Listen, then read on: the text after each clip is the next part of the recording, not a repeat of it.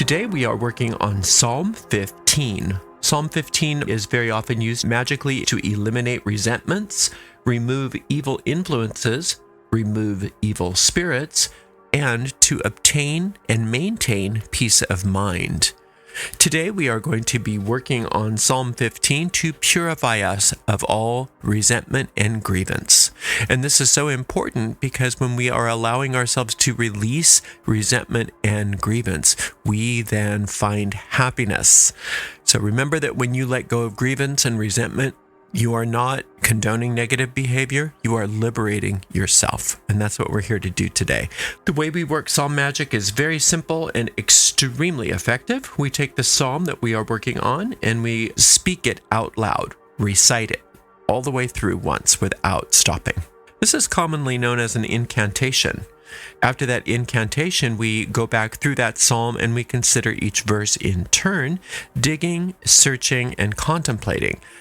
So we're digging and searching for hidden occult meanings, which we call magical seeds. And through the digging and searching and contemplating of these magical seeds, and then also trying to apply them to the situation at hand, we are in a very real way planting those seeds into the fertile ground of our deep mind, where they take root, they grow, they blossom forth, and then they bear fruit after their kind. And that's what we're going to do together right now with Psalm 15. Lord, who shall abide in thy tabernacle? Who shall dwell in thy holy hill? He that walketh uprightly, and worketh righteousness, and speaketh the truth in his heart. He that backbiteth not with his tongue, nor doeth evil to his neighbor, nor taketh up a reproach against his neighbor, in whose eyes a vile person is contemned. But he honoureth them that fear the Lord. He that sweareth to his own hurt, and changeth not. He that putteth not out his money to usury, nor take reward against the innocent. He that doeth these things shall never be moved. So we remind ourselves as we start that our purpose today is to dissolve resentment and grievance. If you have somebody that you can think about that you've got some resentment towards, we can use them as just a focal point for this. It starts out by addressing the Lord, and we always want to orient ourselves to who the Lord is. We have to remind ourselves that the Lord is a symbol for the power, the one source, the one force, the one substance in all the universe. There is only one. There are not 2 powers, 3 powers, 7 powers, or 12 powers. There's one power. Now, there may be different expressions of this power, but the power itself is one. And since there's only one, nothing can oppose it. And since nothing can oppose it, anything that is for the power is successful. Anything that tries to go against that power is unsuccessful. Since we are with the power and the power is with us, we have to be successful in our endeavors when we work Psalm Magic. So when we align to this one power and we recognize that there's many different ways to view this power, it's one. And it's called the Lord in these Psalms. Sometimes it's called God. And we have to remember that God has different names. And the different names of God are the nature of God, or the different qualities of God. A few of these qualities, just to remind ourselves what we're dealing with, are the quality of life itself, that which is beating your heart. The quality of infinite soul, that means that you are a unique expression and extension of this one power, yet you are not separate from this one power. You are always connected. The divine quality called spirit. Spirit is that which cannot be destroyed and is unassailable. And that's who you are also as a child of this power. So there's nothing about you that is vulnerable or can be hurt. And when we work with these Psalms, we reclaim our invulnerability. Infinite intelligence is another name for God, and that same intelligence is responsible for creating star systems and knows how to make embryos turn into babies and knows how to make forests come out of acorns. And since this infinite intelligence is always perfect in its design, that means the design of your life is perfect as well. And so when we are putting our ourselves in alignment with infinite intelligence, then that same power that knows how to keep the planets revolving around the sun knows how to handle any problems in your life, including resolving this resentment. Infinite truth. There's only one truth, and that's infinite intelligence truth. Anything that goes against that truth is not real. And so we only want the truth to be revealed because we know that when the truth is revealed in our lives, we wake up from any illusions and we are always happy, always successful, and things work out for us. Infinite love. This power loves you and you are created out of an act of love. This power is very easy to think of in very abstract terms, but it's a very personal relationship that you have with this power, whether you realize it or not, because it loves you personally and it never stops loving you. It never stops caring for you, and it never stops thinking about you. And so that love is very intimate. And the more we can allow ourselves to be aware of this love that Spirit has for us, we are more inclined to allow it to work on our behalf. Because remember, we also have free will. And so it's up to us to say yes to this power. Infinite law, the laws of the universe are absolute, and you are under no laws but this powers. And so any law that tries to supersede the laws of this power will be completely undone.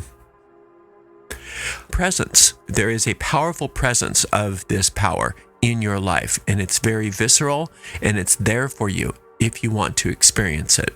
So those are a few of the names of God, and it's, like I said, a very good idea to just orient ourselves before we get into the nuts and bolts of all of this, which we're doing now. It says, Lord, who shall abide in thy tabernacle? Now, the tabernacle is that place on top of the hill called Zion, and that tabernacle represents your connection to infinite intelligence. That's where your soul and infinite intelligence are one. So there's no ego there. There's no feeling of separation there. So that's a symbol for that divine connection. And it says, who shall abide in that tabernacle? Who shall dwell in that holy hill? So there's only certain things that can be there. And it tells you, he that walketh uprightly. Well, that's your soul. Your soul walketh uprightly. You have that power of poise at all times. You have nothing to be ashamed of. You have nothing to hang your head over. Even if you have transgressed somebody, even if you've done something bad, it can be undone for you and things can work out for you. But you need to hold your head up high because you are a soul and worketh righteousness. That means that you're going to be guided and led by the inner voice, that still small voice within you, so that you do the right things. You're not going to be tempted to do the wrong things anymore by listening to your addictive kinds of behaviors or your knee-jerk reactions to things. Instead, you're learning how to listen to the wisdom that is placed within you, that still small voice that is always placed within you, so that you never have any question as to what to do, and you're always acting rightly. And speaketh the truth in his heart. That means not only do you speak the truth to people, but you tell the truth to yourself. You have the courage to look at yourself and be honest. He that backbiteth not with his tongue. So this is another way that you're always going to be at one with infinite intelligence and know that you're in that tabernacle, is that you're not going to bicker and fight and bitch and moan and complain and make cases against people and tell everybody how horrible somebody is, or tell everybody how horrible something in your life is, or have story after story after story about what's wrong, what's wrong, what's wrong, what's wrong. That's not how to get and stay in that tabernacle. Nor doeth evil to his neighbor. Now see, we think that that's an easy one. We think, oh, well, that's fine. I don't do evil things to my neighbor. Don't you? Don't you though? How many people do you feel don't deserve your love? That's doing evil to your neighbor. How many people do you find that just annoy you and you can't give them a break? You refuse to give them a break. That is doing evil to your neighbor. Thinking about how you think about somebody and how you hold them in your mind is what you're doing to them. It's not just what you're doing to their body. You might smile at them. You might be polite to them. You might not hit them. You might not steal from them. You might not do those sorts of things. So in your mind, you think, well, that I'm not being evil. But being evil is simply thinking about them any way other than how infinite intelligence created them. If you are only looking at them as separate egos, then you're not doing them anything but evil, because they're not egos. They are infinite intelligence itself being expressed uniquely as that soul. And they may not notice that. They may not exhibit that kind of behavior, but that doesn't mean that it's not there. And it's up to you to see past their behavior and into the truth about them, even though it's hard, even though that's a very challenging thing to do. But that's how you cannot do evil to your neighbor, nor take up a reproach against his neighbor. A lot of times, holding a negative thought about somebody is all that you do, but usually that will find a way to be expressed in your speech or in your actions, that you have some case against them, that you either talk about them behind their back, you talk negatively about them to their face, somehow you reproach them. And you don't need to reproach them. It's not up to you to judge them. When you judge them, you're putting yourself into a very precarious predicament, because you don't know everything. You're not as smart as you think you are from the point of view of your ego. Yes, as an extension of infinite intelligence, you are a complete genius, but a complete genius is not the part of you that's causing you to have reproach.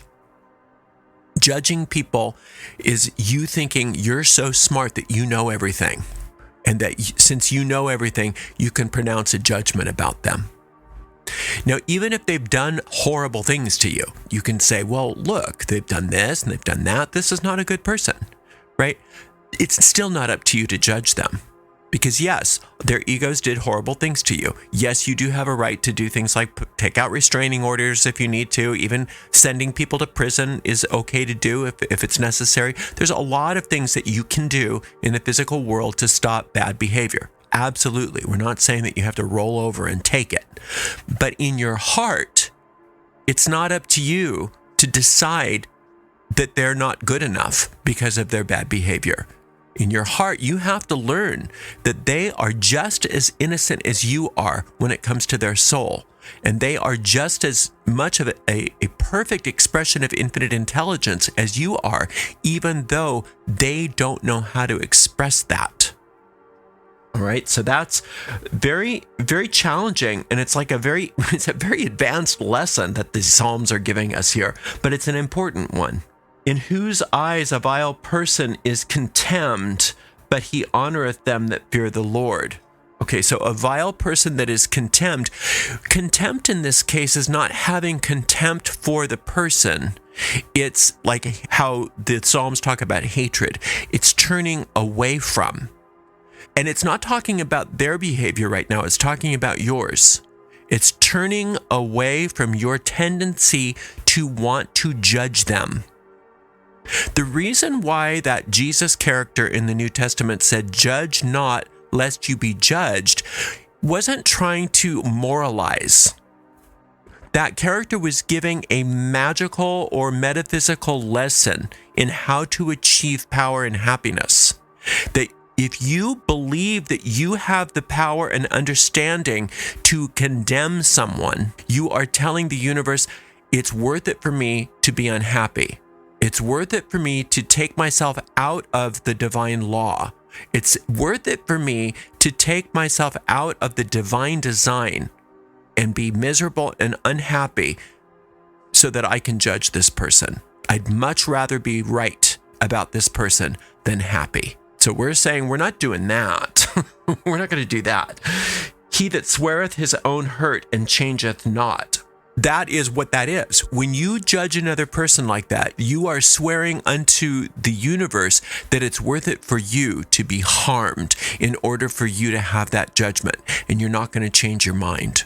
You're just not going to change your mind. This is how it is. They're bad. They're evil. I'm not forgiving them.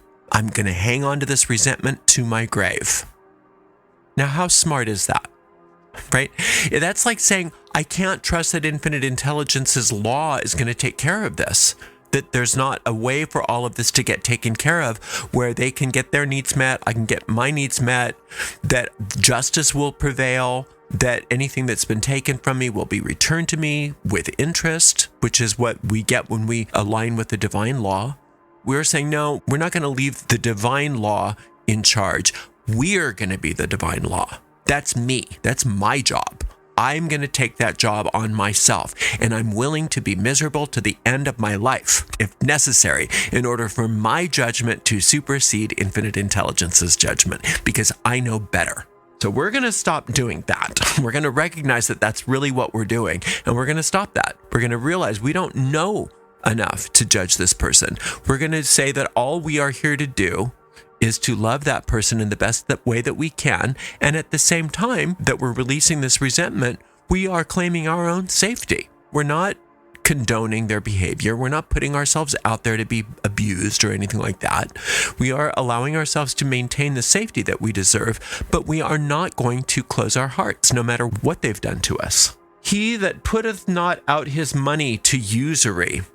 Money doesn't necessarily only mean cash, but if you are going to manipulate your way through life, if you're going to use whatever your treasures are, whether it's monetary or not, in order to manipulate other people, in order to get what you want, in order to bribe people or extort people or cajole certain types of behavior in your life, it's not worth it. None of that's worth it.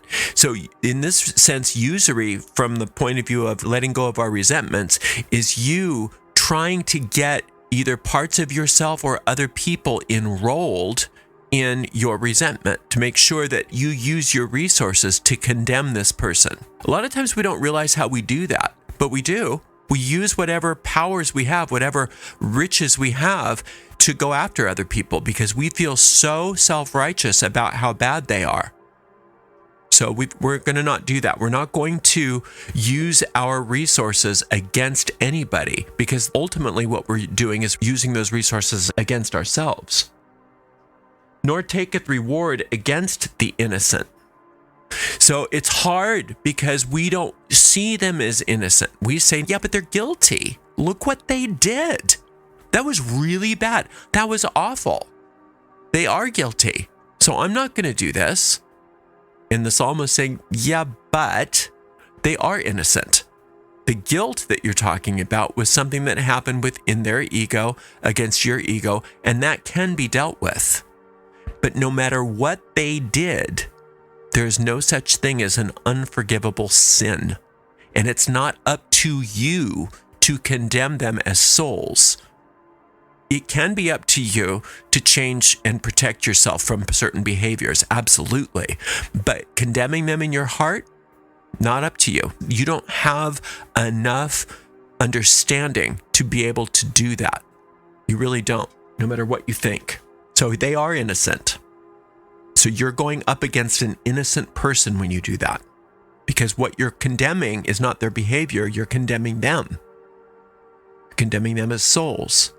So if you're condemning their behavior, then that's simple. You just remove yourself from the situation. You find ways to end that interaction with them. There's all kinds of ways that you can protect yourself from their behavior. But that doesn't mean that you hold onto resentment in your heart. That's a very different thing.